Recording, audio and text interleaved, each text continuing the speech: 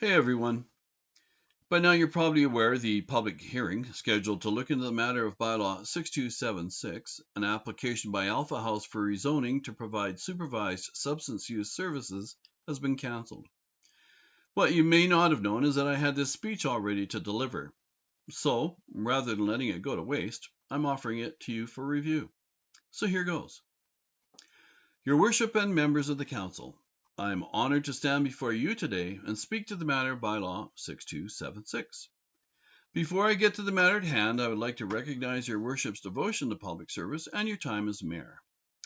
I'm sure I'm joined by many in the community who wish you Godspeed with the next chapter of your life, wherever that takes you. Now, my time spent meeting with many members of the business and not-for-profit communities paints a depressing picture of disappointment and strained relations with the city of Lethbridge. The perception is one of mistrust, disrespect, and not being appreciated for their contributions to the community. I'd like to remind you that these contributions include making investments, creating jobs, paying taxes, donating to charities, and providing the goods and services that make life not only more enjoyable, but even possible here. I've heard many businesses say that they start their day by stepping over bodies, picking up carelessly discarded needles and other drug paraphernalia, and cleaning up human biological waste. And this needs to be done every day before they can allow members of the public into their businesses. Well, this is not their fault, and dealing with it should not be their job.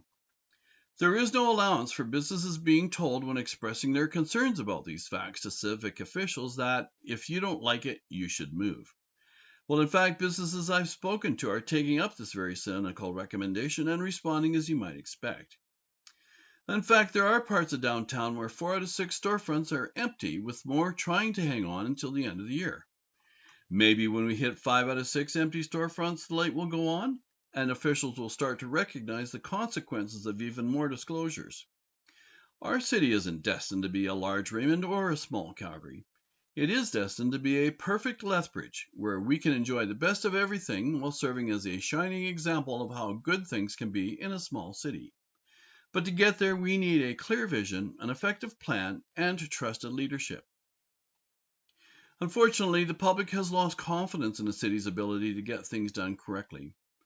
The KPMG study makes it clear the city has been a rudderless ship for many years, and recent decisions on a wide range of issues have done little to alleviate these concerns.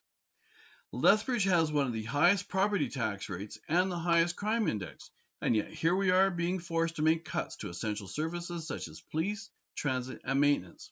How is this even possible? A perceived lack of transparency and accountability are at the root of this mistrust, and decisions being made behind closed doors are not going to change this perception.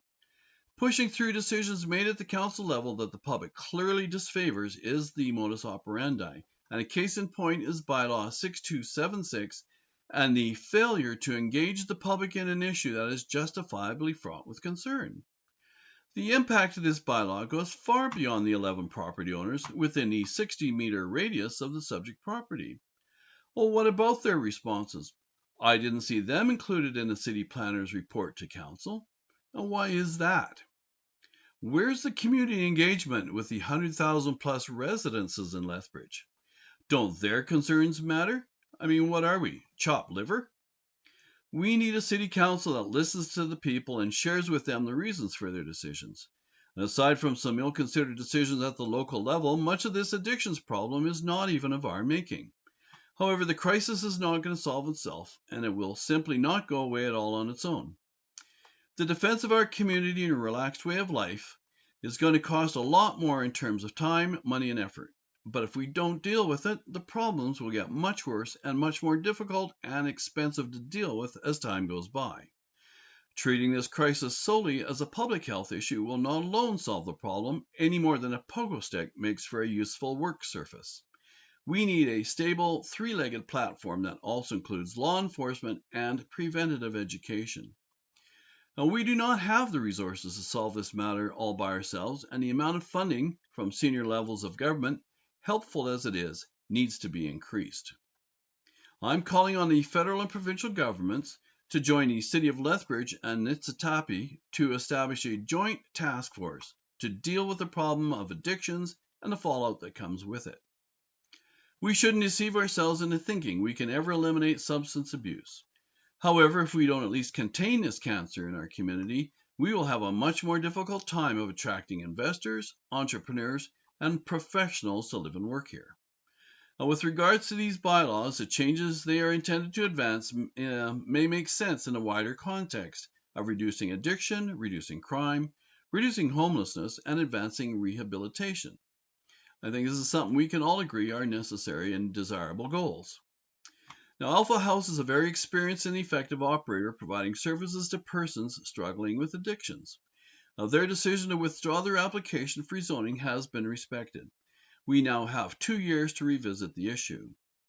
However, should the next council nevertheless decide to approve these bylaws in the absence of a credible plan to reduce community harm and seek broad engagement, then I believe the backlash from the electorate is going to be harsh and unambiguous. So there you have it. That's what I had intended to present. So I welcome your comments, good, bad, or indifferent. But most importantly, I invite you to visit my website to see more of my platform at iluvyql.ca. So until next time, be safe and take care of each other. Bye now.